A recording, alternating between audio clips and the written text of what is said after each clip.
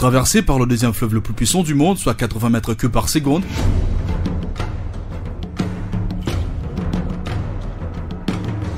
bondé d'une forêt dense formant sa cuvette centrale composant un paysage admirable à des milliers de kilomètres de haut, ce territoire détient l'une des faunes le plus riche du monde. L'okapi est sa particularité, le léopard est son totem, la République démocratique du Congo et ses paradis terrestres que tout le monde convoite. Si le diamant, l'or, le zinc, le cobalt, l'uranium constituent le sous-sol de cet Eldorado, l'homme est cette part la plus importante de cet arsenal, l'homme congolais sait s'adapter.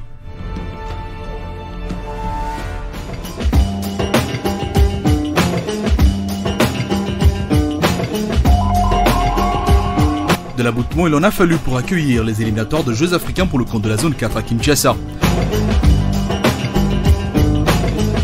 Faute de salles couvertes, à vacations sportives appartenant au comité olympique congolais ou encore au gouvernement de la République, le choix de l'Institut français est opéré, la salle René Descartes et l'option levée pour un bon déroulement de ses qualificatifs. Au programme, cette nation soit annoncée dans la métropole de la République démocratique du Congo, mais seulement deux, en plus du pays organisateur, vont confirmer leur participation. Il s'agit du Gabon et du Cameroun.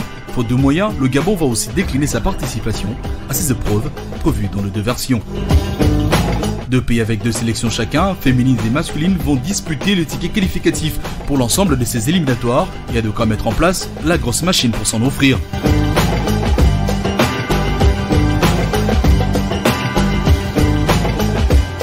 Avec la médaille de bronze au championnat d'Afrique et une place qualificative à la Coupe du Monde, les léopards dames de la République démocratique du Congo ont de quoi faire valoir leur mérite à domicile. Le monsieur également, puisqu'ils ont tout pour défendre l'image du handball de la République au niveau de la zone. La réunion technique est prévue le lundi 22 avril et les hostilités devront débuter le mardi 23 avril. Mais c'est finalement tard dans la soirée du mardi 23 avril 2019 qu'ont débuté à Kinshasa les éliminatoires de la zone 4 de handball dans la salle René Descartes de l'école française.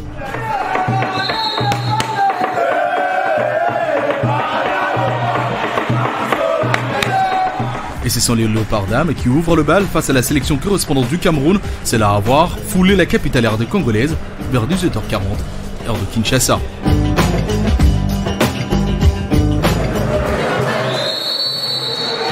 Évoluant en domicile, les léopards handball dames de la République démocratique du Congo dès l'entame laissaient les clés du match à leurs adversaires en concédant le premier point de cette opposition, comptant pour les qualificatifs des Jeux africains Maroc 2019.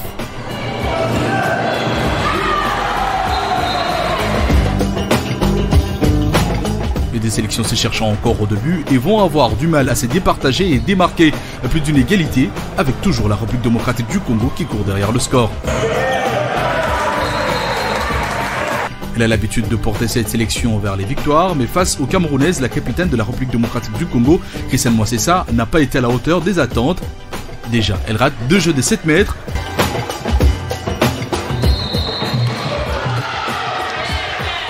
Moins inspirée n'arrive pas à remporter ses duels face à la gardienne du Cameroun. Conséquence, il faut courir après les Camerounaises au marquoir.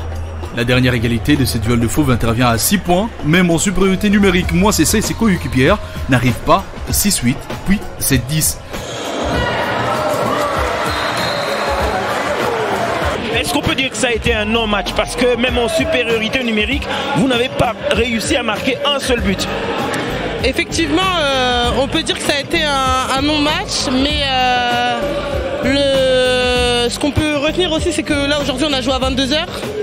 On les attend depuis hier.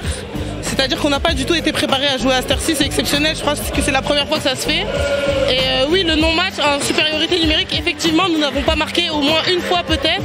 C'est pas normal, donc il faut qu'on corrige ça demain matin à l'entraînement. Voilà. La gardienne du Cameroun fait des misères au fil de la République démocratique du Congo. La mi-temps intervient et la RDC accuse 3 longueurs de retard. Le Cameroun mène 13-10.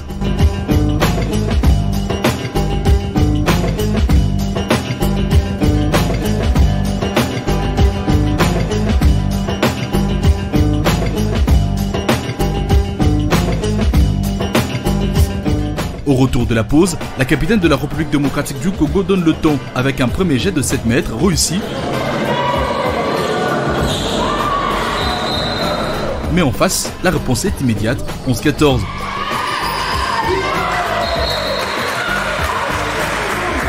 Parfois en difficulté, les Camerounaises, dont la défense tire profit de la maladresse des filles de la RDC, vont maintenir le quart au marquoir entre 1 et 2 buts de quart, soit 17-18, 17-19.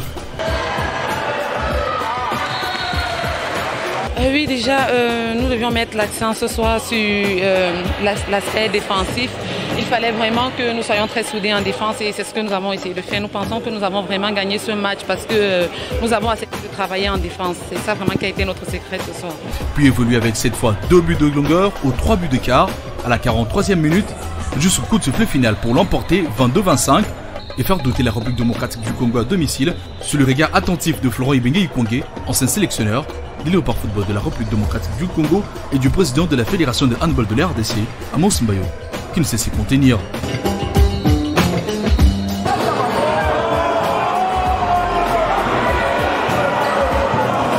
Sur le terrain, le Congolais n'ont perdu qu'à 3 points d'écart. Cette première manche, une défaite qui met en danger la sélection de la République démocratique du Congo et contraint cette dernière à une victoire mercredi face à la même sélection des Jeux africains.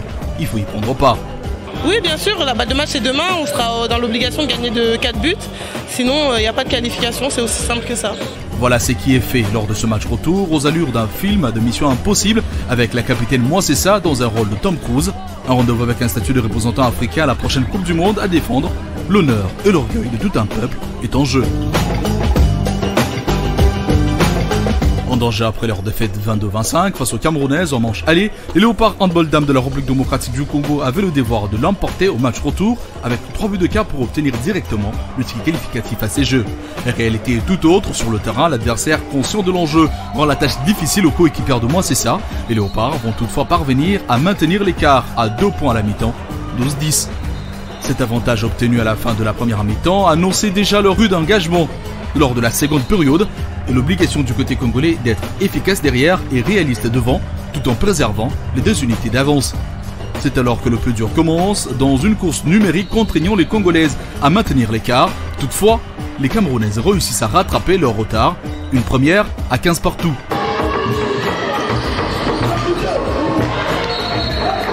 Une deuxième égalité à 16 partout. L'équation se complique pour le fils de la République démocratique du Congo, obligé de se surpasser pour l'honneur et l'orgueil de 3e de la CAN Brazzaville 2019. Face au risque d'une deuxième contre-performance au domicile, Célestin Poix, sélectionneur de la République démocratique du Congo, trouve de quoi motiver ses joueuses qui cette fois maintiennent le cap. Plus question de se faire rattraper au score, maintenir l'écart à un but au minimum, si possible 2. Elles en sont à 21-18, mais il fallait compter sur le réalisme camerounais. L'adversaire de la RDC revient à une unité, soit de 21-20. La réponse de filles de la RDC ne s'est fait pas attendre, 23-20. Puis, le coup de sifflet retentit au moment où le marqueur indique 24-21 en faveur de la République démocratique du Congo. Les Léopards l'emportent avec le même écart de 3 buts comme lors de leur défaite au match aller. Elles ont donc pris leur revanche sur les Camerounaises. Je tiens à féliciter ces filles. Parce que vous savez, pour se qualifier à la Coupe du Monde, on avait joué la 3e place avec le Cameroun. La même équipe que vous venez de voir ici. C'est avec cette équipe qu'on avait joué à Brazzaville pour la qualification à la Coupe du Monde. On avait gagné cette équipe. Mais malheureusement pour nous, sur les 7 majeurs de l'équipe de base qui avait commencé le match contre le Cameroun, l'équipe de base qui nous avait fait qualifier pour la Coupe du Monde, on n'en avait que 3. Mais on a vu Christiane qui a encouragé toutes les autres filles. Elles se sont dépensées le premier jour. Mais quand on a perdu par 3 buts, je pense qu'on a essayé de discuter avec les filles. On a dit, vous êtes quand même les mondialistes, vous ne devez pas faire du fiasco chez vous.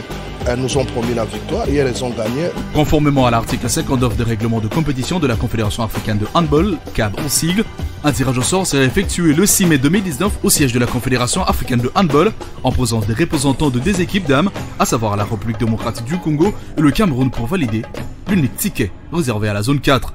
Mais alors, sur le plan réglementaire, je crois que c'est les superviseurs qui avaient péché. Parce que du coup, on devait passer au jet de 7 mètres. On n'est pas passé au jet de 7 mètres. Alors, ils disaient déjà aux Camerounais que vous étiez qualifiés. Moi, je suis le président de la zone. J'ai appelé directement la CAB parce que nous maîtrisons tous les règlements. Quand j'ai appelé la CAB, j'ai expliqué, la CAB dit non, vous devriez passer au jet de 7 mètres. Alors, comme vous n'êtes pas passé au jet de 7 mètres, en principe, ça devient compliqué. Il faudrait qu'on voie maintenant avec l'IHF. Du coup, le président de la Confédération a appelé le superviseur pour dire non, ce que vous avez dit, vous avez très mal interprété le texte, il fallait passer au 7 mètres. Alors, en ce moment-là, nous devons remettre la question à l'IHF. On a écrit à l'IHF a dit non, il faut passer au tirage au sort. C'est comme ça le président a dit. comme les deux équipes se sont très bien comportées, on ne voit pas laquelle, parce que le tirage au sort, c'est quelque chose de chance. On ne voit pas laquelle des équipes pourra passer, mais le tirage au sort est prévu pour le 6, mais nous aurons déjà une solution palliative avant le 6. C'est la conséquence de l'égalité parfaite au classement entre les deux sélections, 22-25 pour le Cameroun au match aller, puis 24-21 au match retour en faveur de la République démocratique du Congo. Sur la correspondance de l'instance fêtière du handball africain, l'on peut lire noir sur blanc que les hommes et dames du Cameroun et la République démocratique du Congo sont déclarés qualifiés pour prendre part à la phase finale des Jeux africains qui auront lieu du 19 au 31 août 2019 à Casablanca au Maroc. Une note qui vient définitivement apaiser les esprits surchauffés entre les deux nations qui s'étaient nés la main et le rein comme des siamois.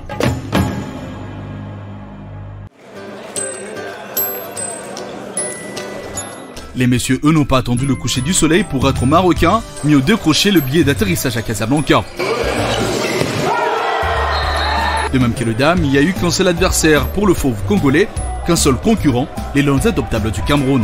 L'on de porter la honte sur son dos puisqu'organisant une compétition internationale dans une salle de gymnastique, la République démocratique du Congo s'est vue face à une équipe camerounaise plutôt réactive qu'initiatrice d'action dans une partie captivante puisqu'opposant les deux fauves de l'Afrique centrale.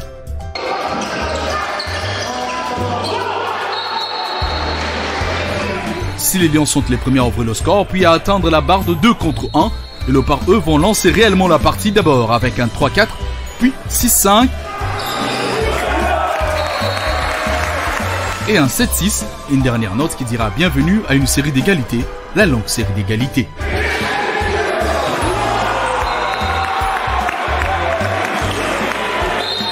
La suprématie de la zone est en jeu, Lions et Léopards tiennent à la couronne et ne veulent plus rien lâcher.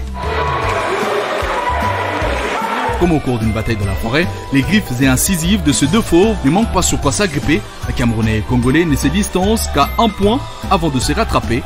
8-8, 9-9 jusqu'à 14-14.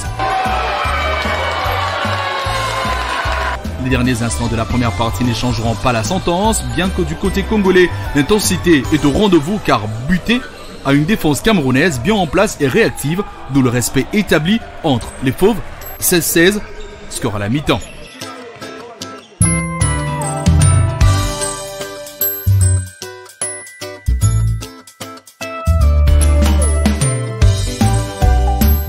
La deuxième partie lancée, le Congo s'installe chaque fois au premier loge avant d'être toujours rejoint par le Cameroun. 16-17, 17-17, 17-18 et 18-18 et des égalités jusqu'à 26-26. C'est là que le rugissement du Lion ira loin, alors très loin de l'Institut français dont la salle René Descartes est transformée en une arène de handball de l'Afrique centrale.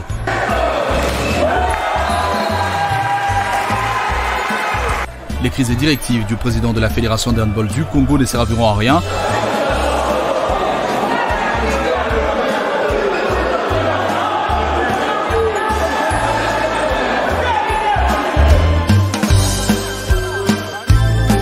La RDC est malmenée par le Cameroun, faute de gardiens qui ne sont pas au rendez-vous. Pire, loin de ce que l'on pouvait espérer de leur prestation. Au niveau de l'offensive, c'est pas là où on a pêché. On a vraiment pêché en défense, où encaisser 32 buts, c'est beaucoup trop. On a beaucoup reculé, nos gardiens nous ont pas aidés. Et ça plus ça, à la fin, ça fait 32 buts encaissés. Donc malgré ça, on vient chuter à 3 buts. Donc rien n'est perdu. 3 buts, c'est complètement jouable. Là, les dés sont relancés. Mais demain, il va falloir qu'on mette beaucoup plus d'ingrédients, beaucoup plus d'intensité et de combativité. Les Lions adoptables partent en chasse pour la victoire avec 2 points d'écart, soit 2 buts qui se suivent. 27, 28, 29, 26, 26, 27, 30, 27, 30, 28, 31, 28, puis 32, 28. Et au final, la République démocratique du Congo inscrira un 29e but qui n'aura pas d'incidence directe sur son adversaire car le temps est écoulé.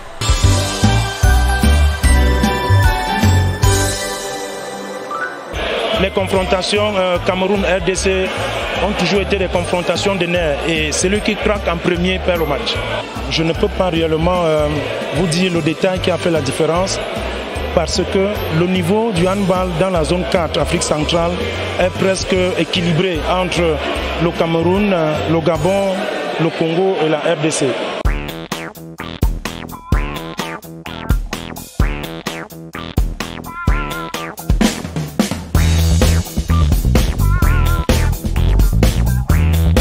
Comme sur une montagne ne peut vivre de loup, la salle René Descartes livre un acte 2 ce jeudi 25 avril pour fixer un dompteur de la zone 4. La République démocratique du Congo va-t-elle prendre sa revanche avec à la clé une grande distance de but? La réalité l'impose. Match retour, il faut remonter les 3 buts qui manquent à la République démocratique du Congo pour atteindre l'égalité et inscrire un 4e pour assurer la qualification directe et sans suspense.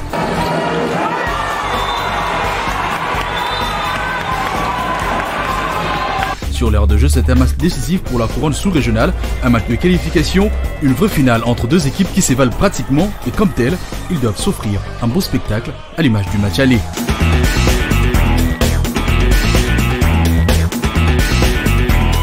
Aucune de deux équipes ne veut laisser l'autre prendre le large d'un but. La partie lancée, le joueur de deux équipes marque à tour de rôle jusqu'à ce que la pause intervienne sous le score de 10 partout. Encore une égalité, comme au match aller, l'addition élimine déjà la République démocratique du Congo car accusant un retard de 3 buts. Oui, ça n'a pas été facile. Je sentais déjà que c'était la qualification qu'on perdait du côté des messieurs parce que les Camerounais ont eu du temps à assiéger le camp de la République démocratique du Congo. En tout cas, même mon direct a été influencé d'attendre ces instants-là, de voir un peu si la République démocratique du Congo n'arrivait pas à atteindre les 4 buts d'écart.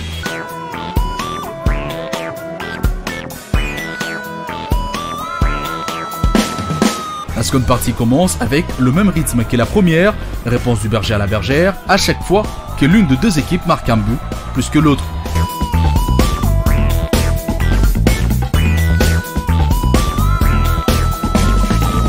Une situation défavorable pour les hommes de Francis Touzolana qui doivent absolument se surpasser pour refaire leur retard et ensuite passer devant pour ne pas décevoir les quelques centaines de supporters congolais qui ont mis le feu au gymnase René Descartes du lycée français de Kinshasa avec de chants en leur honneur. Malgré cela, l'égalité persiste jusqu'à la 15e minute de la seconde partie, 17 buts partout. Sentant la pression monter dans le chef des supporters, parmi lesquels le président de la fédération de handball Amos Simbayo, qui est partagé entre l'angoisse et le soutien.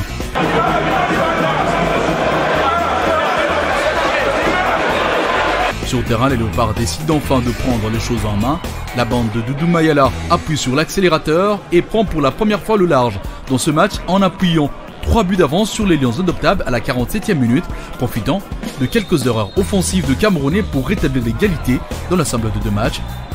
18-17, 19-17, 20-17, soit 49 buts partout, le cumul de deux matchs. Comme d'habitude, lorsque le Congolais mène, la déconcentration est à 2 pas, mais là, ce sera à 2 points. Dès la reprise, les Camerounais réduisent la note et ne lâchent rien, sachant qu'un seul but de moins côté congolais leur offrait le titre sous-régional. 20-18, 21-19 à la 48e minute. Ensuite vient la 49e minute où les Lions se voient logiquement être réduits à 5 contre 7 et après la suspension pour 2 minutes, 2 d'entre eux.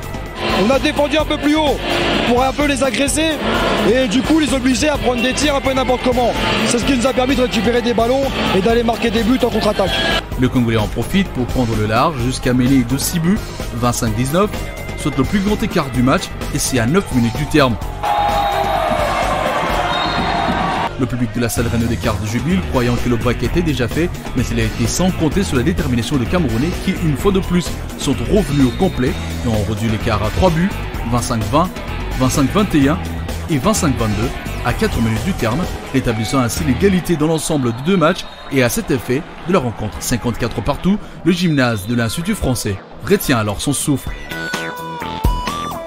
Plus qu'une minute à jouer et le Congolais mène de 3 buts, 25-22, un score qui ne leur offre pas la qualification ou encore la couronne sous-régionale. Ainsi, les Jeux africains de Rabat, de la logique, sont encore loin. La tension monte alors d'un cran dans la salle, le coaching est alors à la portée de tous, de membres du staff technique aux supporters, en passant par les dirigeants de la fédération. Tout le monde s'agite, pensant avoir la clé pour gagner ce match. L'avant-dernière attaque camerounaise aboutit à un raté, ce qui donne aux Congolais la balle de match à quelques secondes de la fin. Une balle sagement gérée en contre, transformée en but par l'arrière-gauche Aurélien Chitumbi à 3 secondes de la fin. Et après, le fauve Congolais n'a eu qu'à défendre ce but plus que pendant 3 secondes avant que la paire arbitrale tunisienne ne siffle la fin du match. 26-22 pour la République démocratique du Congo qui remporte ses éliminatoires devant le Cameroun sur un score cumulé de 55 contre 54.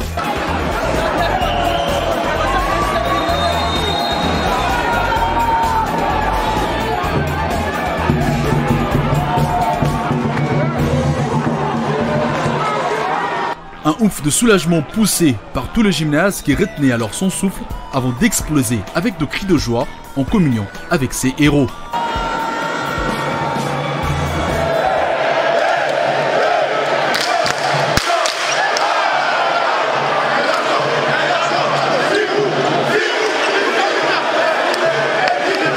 Mais on a pris la conscience, on a dit il faut le faire, les gars, on est sur notre terre.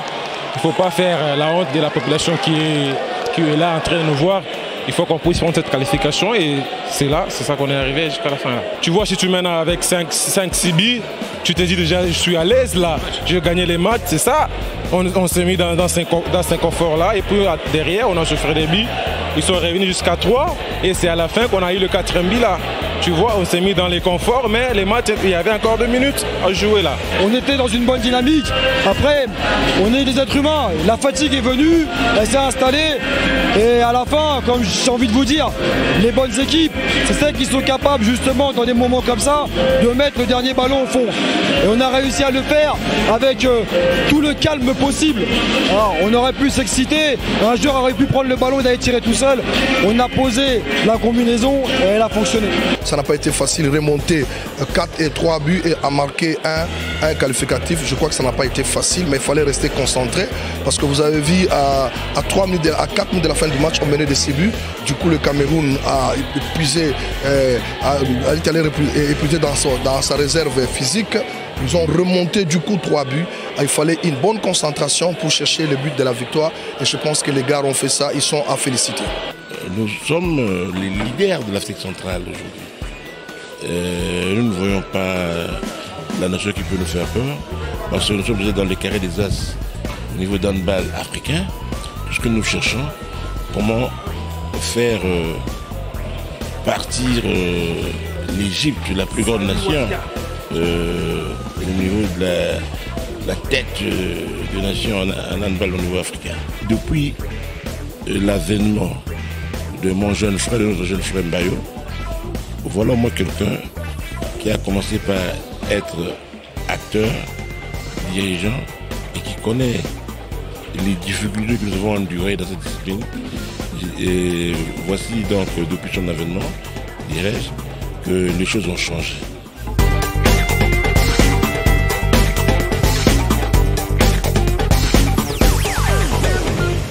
Les Congolais ont réussi leur pari, ils seront bel et bien au rendez-vous marocain au mois d'août prochain en tant que roi de l'Afrique centrale, le handball.